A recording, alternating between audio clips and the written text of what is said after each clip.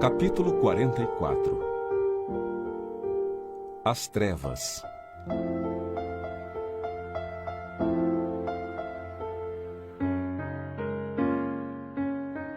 Enriquecendo as alegrias da reunião, Lísias deu-me a conhecer novos valores da sua cultura e sensibilidade. Dedilhando com maestria as cordas da cítara, fez-nos lembrar velhas canções e melodias da terra. Dia verdadeiramente maravilhoso. Sucediam-se júbilos espirituais como se estivéssemos em pleno paraíso.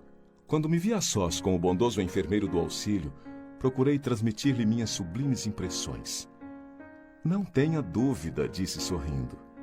Quando nos reunimos àqueles a quem amamos, ocorre algo de confortador e construtivo em nosso íntimo. É o alimento do amor, André. Quando numerosas almas se congregam no círculo de tal ou qual atividade, seus pensamentos se entrelaçam, formando núcleos de força viva, através dos quais cada um recebe seu quinhão de alegria ou sofrimento da vibração geral. É por essa razão que no planeta o problema do ambiente é sempre fator ponderável no caminho de cada homem. Cada criatura viverá daquilo que cultiva. Quem se oferece diariamente à tristeza, nela se movimentará. Quem enaltece a enfermidade, sofrer-lhe-á o dano. Observando-me a estranheza, concluiu: não há nisto mistério, é lei da vida, tanto nos esforços do bem como nos movimentos do mal. Das reuniões de fraternidade, de esperança, de amor e de alegria, sairemos com a fraternidade, a esperança, o amor e a alegria de todos. Mas de toda a assembleia de tendências inferiores em que predominam o egoísmo, a vaidade ou o crime, sairemos envenenados com as vibrações destrutivas desses sentimentos. Tem razão, exclamei comovido. Vejo nisso igualmente os princípios que regem a vida nos lares humanos. Quando há compreensão recíproca, vivemos na antecâmara da ventura celeste. E, se permanecemos em desentendimento e maldade, temos o inferno vivo. Lísias teve uma expressão de bom humor, confirmando a sorrir. Foi então que me lembrei de interpelá-lo sobre uma coisa que de algumas horas me torturava a mente.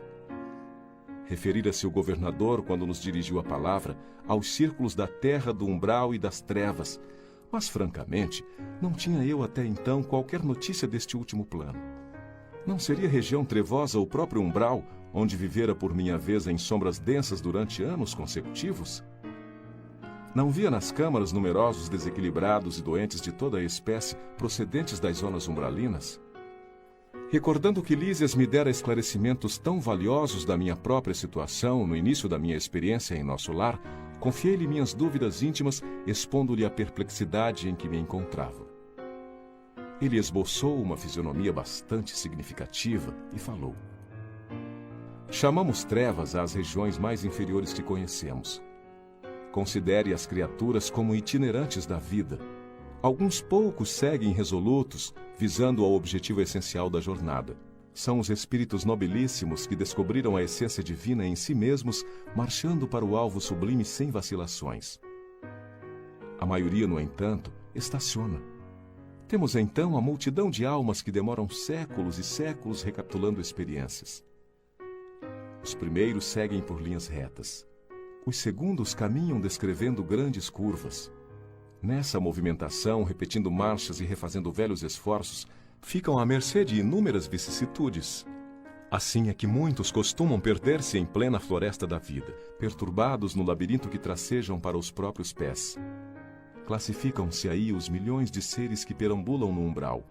Outros, preferindo caminhar às escuras, pela preocupação egoística que os absorve, costumam cair em precipícios estacionando no fundo do abismo por tempo indeterminado. Compreendeu?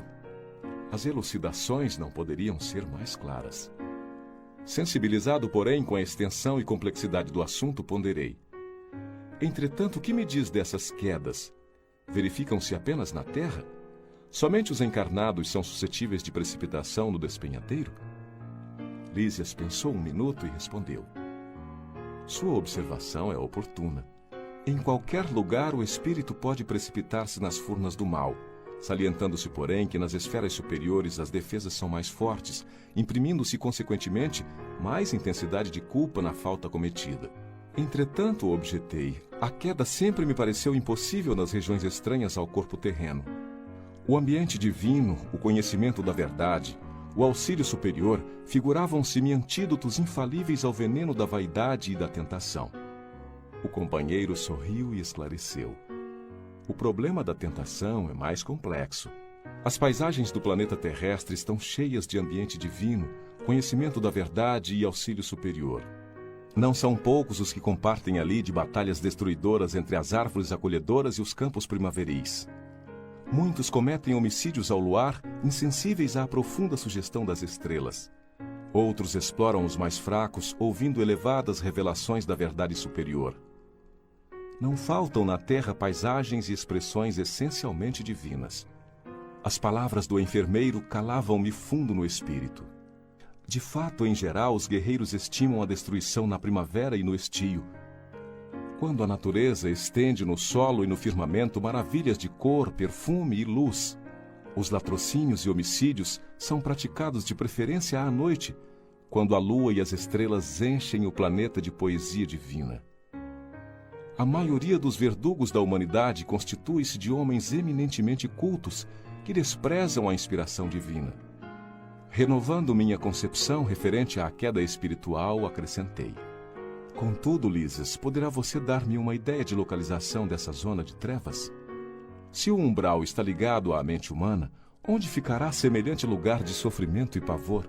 Há esferas de vida em toda parte, disse ele solícito. O vácuo sempre há de ser mera imagem literária. Em tudo há energias viventes, e cada espécie de seres funciona em determinada zona da vida. Depois de pequeno intervalo em que me pareceu meditar profundamente, continuou: naturalmente, como aconteceu a nós outros, você situou como região de existência, além da morte do corpo, apenas os círculos a se iniciarem da superfície do globo para cima, esquecido do nível para baixo. A vida, contudo, palpita na profundeza dos mares e no âmago da terra. Além disso, há princípios de gravitação para o espírito, como se dá com os corpos materiais. A terra não é somente o campo que podemos ferir ou menosprezar a nosso bel prazer. É a organização viva, possuidora de certas leis que nos escravizarão ou libertarão segundo nossas obras. É claro que a alma esmagada de culpas não poderá subir à tona do lago maravilhoso da vida. Resumindo, devo lembrar que as aves livres ascendem às alturas. As que se embaraçam no cipoal sentem-se tolhidas no voo. E as que se prendem a peso considerável são meras escravas do desconhecido. Percebe? Lísias, porém, não precisaria fazer-me esta pergunta. Avaliei de pronto o quadro imenso de lutas purificadoras a desenhar-se ante meus olhos espirituais nas zonas mais baixas da existência.